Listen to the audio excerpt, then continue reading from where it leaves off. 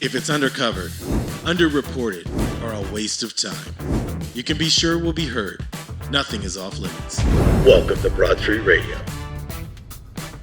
Welcome to Broad Street Radio. I'm Michael Morris with my good friend who's taking the biggest drink of water I've ever seen. You're supposed to be a professional, Nathan Schoener. Hey, can you, now you still have water in your mouth. Swallow the, okay, thank you. Jesus. Have you done one of these before? Have you podcasted?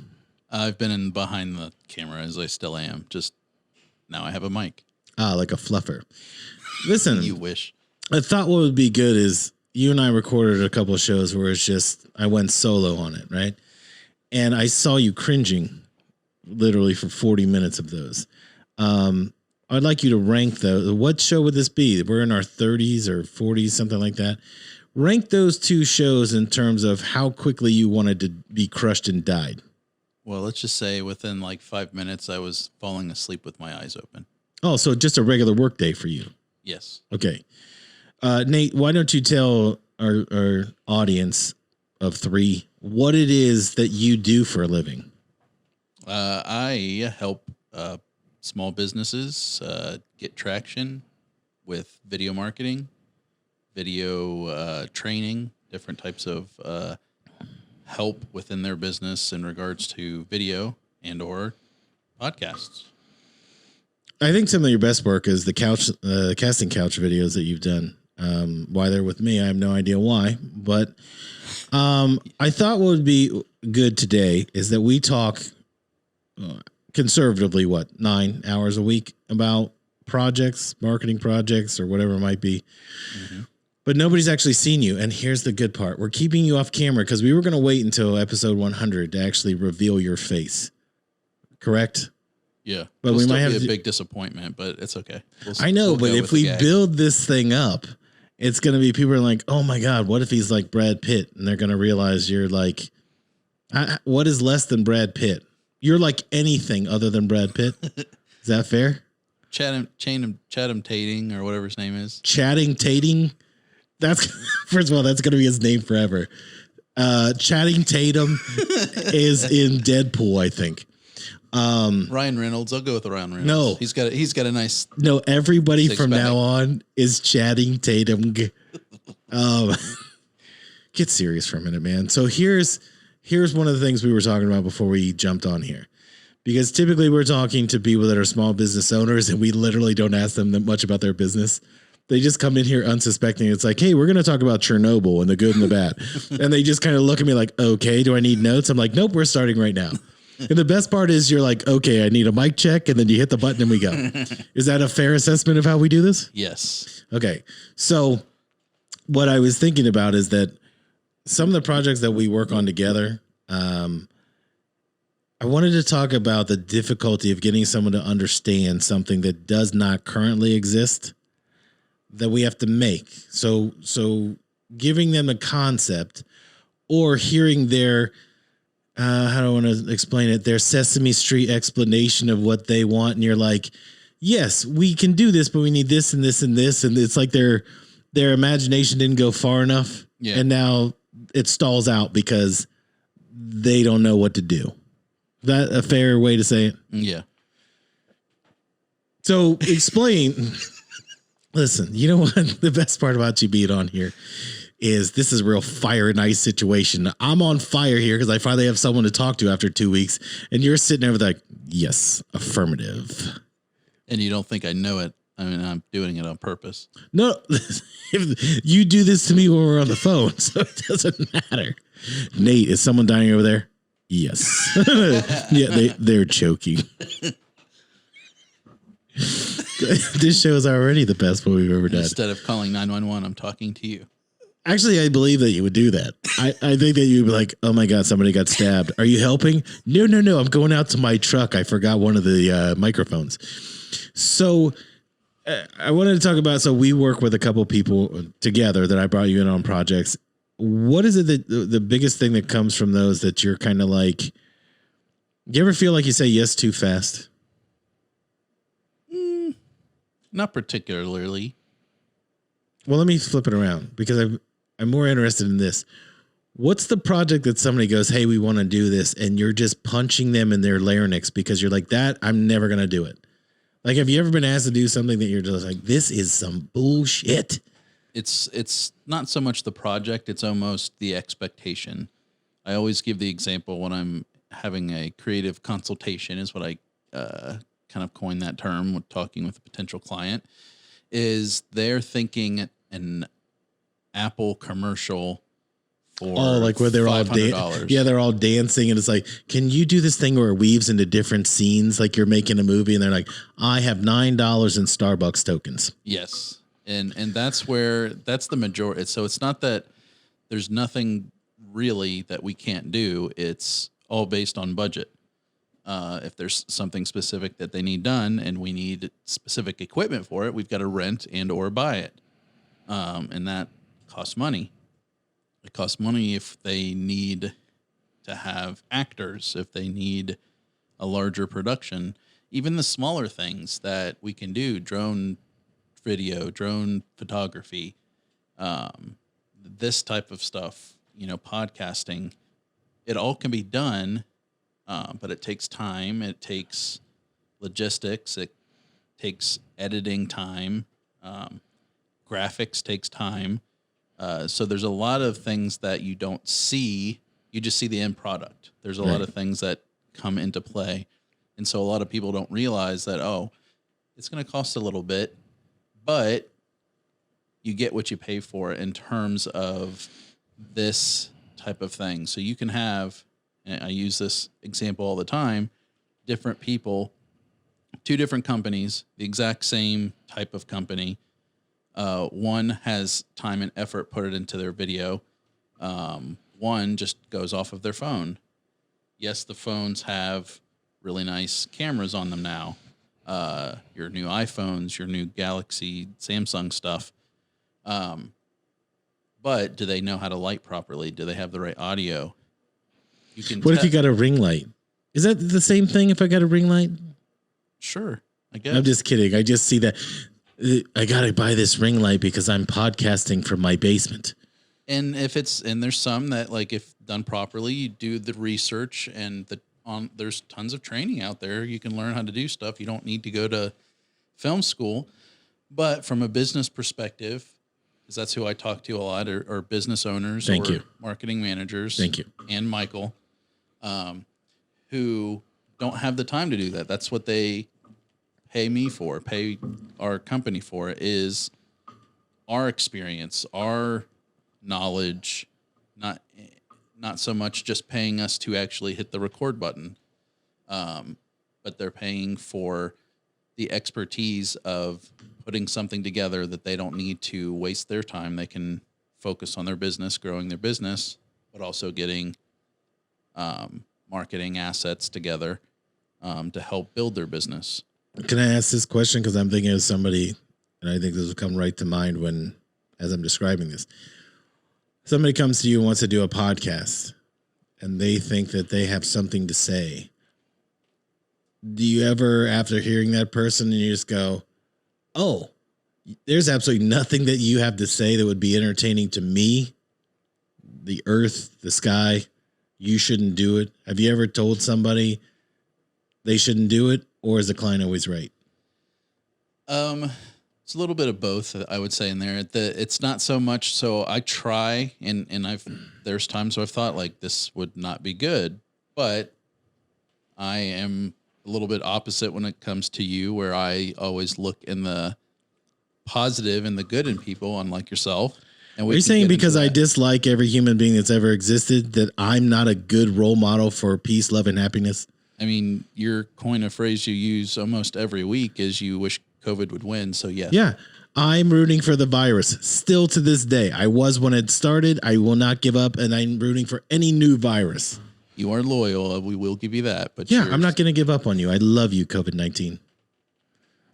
Yes. So that's why I would see us different in terms of. Well, we are different. The reason I'm bringing it up is we did have this scenario where somebody talked to both of us. Yes. But they had talked to me first and told me what they wanted to talk about. And I said, who the fuck is going to want to listen to that? And then I said, I don't care if you do it. I'm not going to do it with you, but I can tell you who can pull this off for you. So then we have a quasi meeting about it. At that point, do you become here's how I look at it, because you went to film school in LA. It's not like you went to film school in Capital University's law building at 8:00 at night on a Tuesday, right? Yeah. So you have legitimate experience. What I see is when we are talking about projects that you kind of go into a different mode, almost like a movie studio or movie house where you're a producer. So now you know what it is the content's supposed to be, where it is now more technical aspects of it, what you would do. Is that fair enough to say? Yeah. Mm-hmm. Whereas I don't see it that way. I see it more as the functionality of what you're trying to do.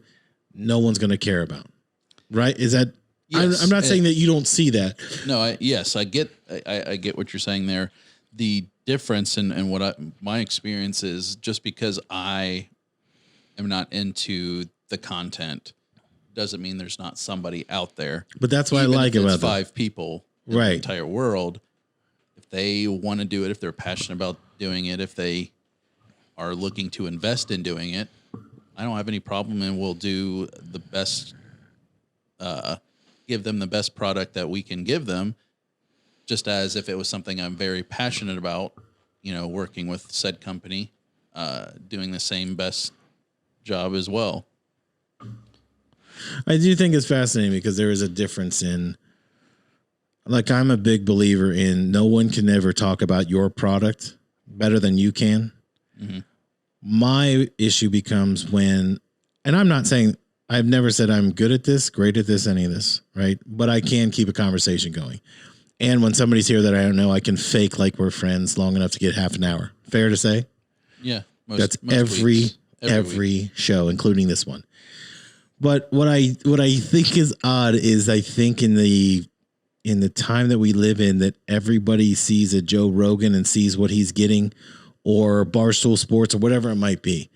You see this conglomeration that you can now be someone that someone listens to. But what do you really have to say? And there are some people that I think have this idea and they think, well, I could just do this podcast for 7 minutes or 9 minutes or whatever. You have to give enough content, but you have to have enough context for that content that somebody wants to hear it again. Because we've all listened to that. A big thing for me is, my daughter and I, as I've said before, we see a movie every Monday and have for 12, 13 years. I'm interested to see somebody else's take, not necessarily that we have the same thoughts about it, like the Morbius movie that just came out. It was fine. It wasn't the garbage fire that everybody's talking about. You had people that were ranting and raving about it before it came out. How bad this was, and Jared Leto this, and blah, blah, blah. I don't understand all the hatred because, again, we all interpret things differently. In terms of that, when you're making a show, you should hope enough people hate it to talk about it so you get that much press that someone goes, who is this? I mean, there are people famous on YouTube that I don't even understand who they are. Like, there's a name, Ethan Klein. I don't even know who that is. I just see people talking about how bad he is, and people do subscribe to his channel and all that. He should be lucky that people hate him that much. If I can get someone to hate me that much that they would listen to the show, I would do it. But when you're doing it and you're thinking about, because how could you guide somebody to be better at this? Say you're doing the project. How much input do you actually of yourself do you put into the project? It really varies. So based on each client, there are some clients to where they have everything down to a T. They've got scripted out, and they know exactly what they want, and we'll, a little bit more hands off. We'll just do the technical side on the back, behind the camera, and in post production, and give them what it is that they're looking for, and they're on their way. And then there's others on the same, on the other end of the other side of the coin, where they need all the help that they can get. They're asking for all the help that they can get, and we provide that from a context and content perspective. Like, using the podcast as an example is consistency is key. I always, for anybody that's looking to do a podcast, it's not just like, oh, okay, I've got an idea for a podcast and here's a couple of episodes or whatever, and then see what happens. You need to plan out and do it. And it's like, okay, here's a year. Not that you have to record a year, but wait, let me back up on that because I want to make it clear. I know what you're saying. Yeah. But when you, a lot of times people will hear me say, I always like to work backwards. Like, what is, if I know the answer, then I can plan, right? So when I'm doing radio or TV campaigns, it starts with what is your outcome supposed to be? Exactly. Is that fair? Yes, Same way? and that's the same way we do as well. So now when we do this show, though, there are no notes, there are no, right? It's just we're going to talk about this. But that being said, I know what I'm talking, like I've done the research myself. I just don't need the paper to do it. Yeah. What I want is the real reaction of the other person that they might not know about it, and that's okay. It gives me a chance to explain it to them as I would explain it to the people that are listening or watching. Fair? Yep. But in that situation, for you, this is going to be a hard question to ask. If somebody doesn't have the personality, who was just an absolute piece of driftwood that was on here? You know what? Here's a good example. Marty Reed. Marty Reed is amazing, and that guy's a fountain of knowledge. But when you get him going, he is like Alex Jones yelling at me while I'm doing this. Not about conspiracy theories. I'm saying he's so animated about it. Yeah. So there's a personality there. But you could get burned out if you listen to that every single week. You know what I mean? If he got that animated doing it. I mean, you never know. I mean, what's his name on that does Mad Money? RuPaul? No. Oh, Jim Cramer. Jim Cramer. But see, Jim Cramer is playing episode. a character, right? I mean, sorry, Jim Cramer is a fucking fool, but to a certain extent. But here's the thing: he makes it entertaining. The thing he's talking about is actually very boring unless you are an investor or a money guy. True. But when I talk to Jonathan about him, I think it's kind of like when we see people like especially in radio, when I see jocks get off the air and it's kind of like that Wayne's World, like, you're handsome, Dan. These people are all about 5'8".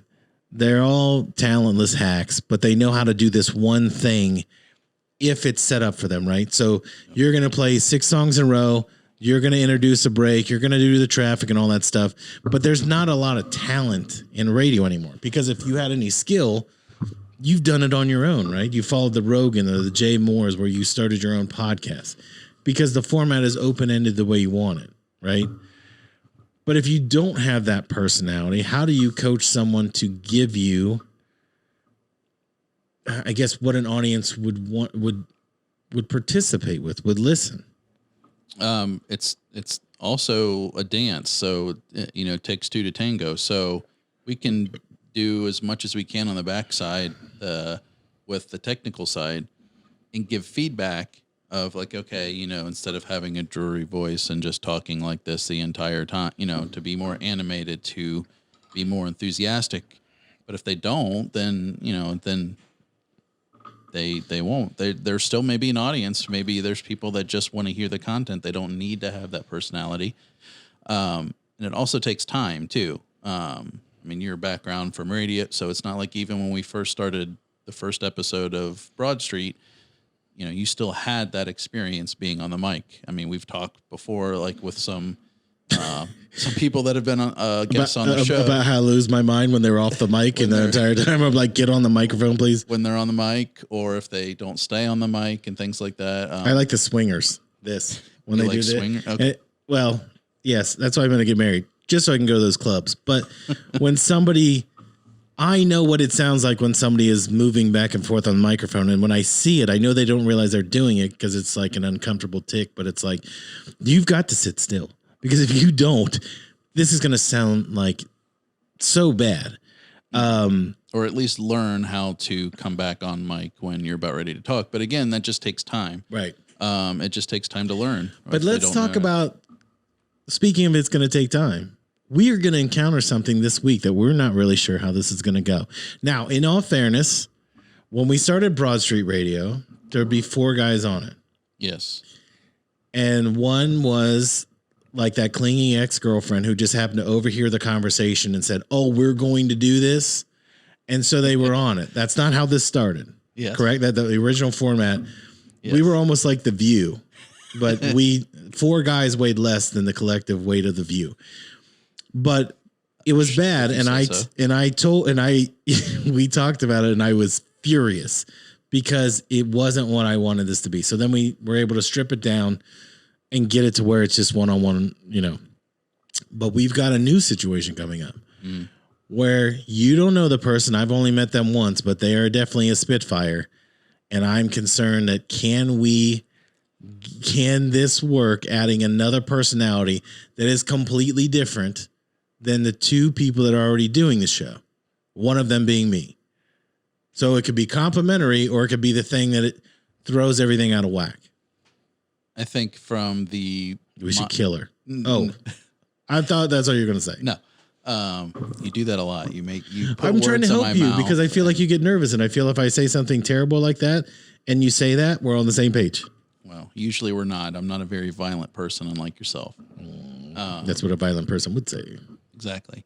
Coming from my point of view of almost the viewer, because that's kind of how I like to view it as I'm filming and recording, is how is this going to look as an end product even before all the graphics and stuff and camera angles and stuff.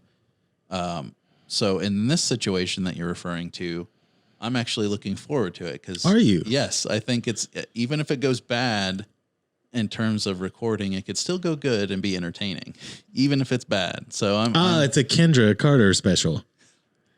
Okay. If you want to throw her under the bus? No. I love when she's here.